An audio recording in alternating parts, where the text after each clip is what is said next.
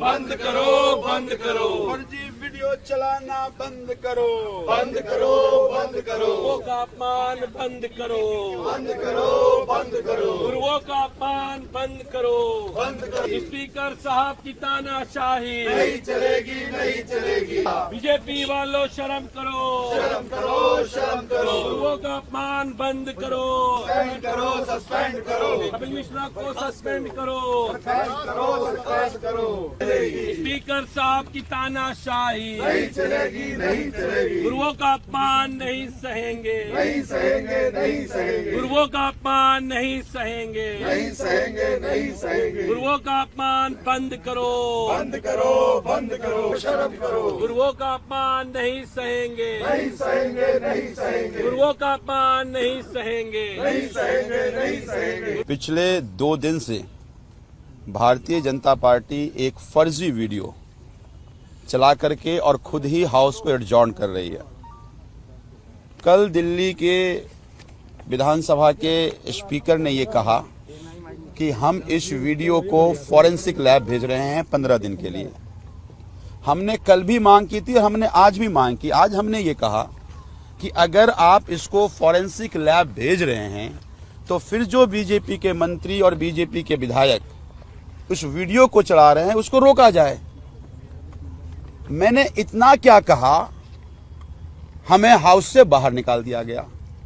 हमारे बाकी साथियों ने भी इस मुद्दे को उठाया और सदन में हमारे बाकी साथियों ने कहा कि हम वॉकआउट कर रहे हैं, और उस पे बाहर और वॉकआउट के बावजूद मार्शल आउट किया जा रहा है, बाहर किया जा रहा है। ये लोकतंत्र का सबसे बड़ा मंदिर है जो बाबा साहब के कानून से और यहाँ की जो हमारी रूल एंड प्रोसीजर है उसके हिसाब से चलेगा। आप अध्यक्ष हैं तो आप तानाशाही तो नहीं करेंगे ना।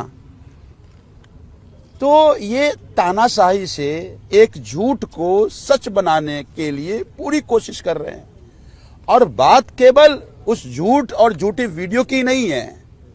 ये सदन से बाहर इसलिए निकाल रहे हैं क्योंकि दिल्ली के जो मुद्दे हैं, दिल्ली के कानून व्यवस्था का हालत बद से बदतर हो गया है। रोज मर्डर हो रहे हैं।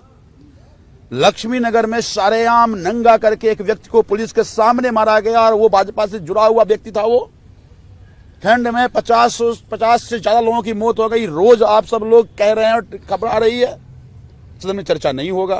पूरे दिल्ली में गंदा पानी आ रहा है। इंदौर के बाद लोगों में डर का माहौल है।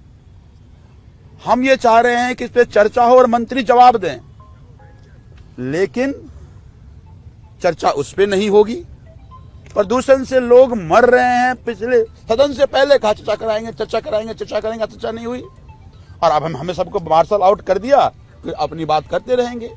भाई विपक्ष जो है वो जनता की बात करेगी ना। तुम तो अपनी मियां मिट्ठू बनोगे। तुम अपनी तारीफ में दिल्ली का सत्यानाश करके रख दिया।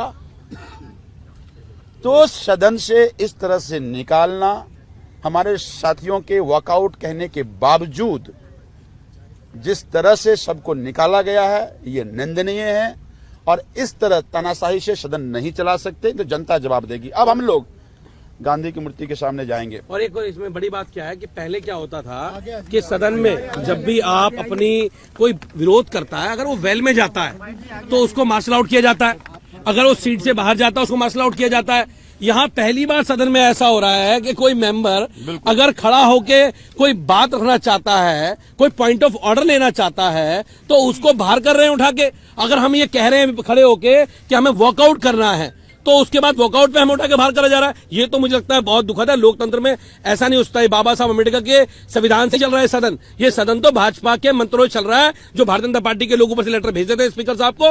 वो स्पीकर साहब जो है आज भारतीय जनता पार्टी कहने पे काम कर रहे हैं। बहुत दुखद है। आधे घंटे तक बैल में नारे लगाते रहे, 2 घंटे तक। वहाँ कोई अध्यक्ष जी ने किसी भी एक्शन नहीं लिया।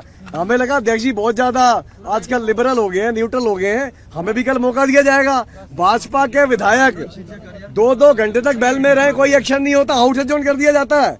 हमारा साथी बोले कि हम वॉकआउट कर रहे हैं तो हमें बाहर निकाल दिया जाता है, और हमें बाहर निकाल के पूरे दिन के लिए निष्कासित कर दिया जाता है।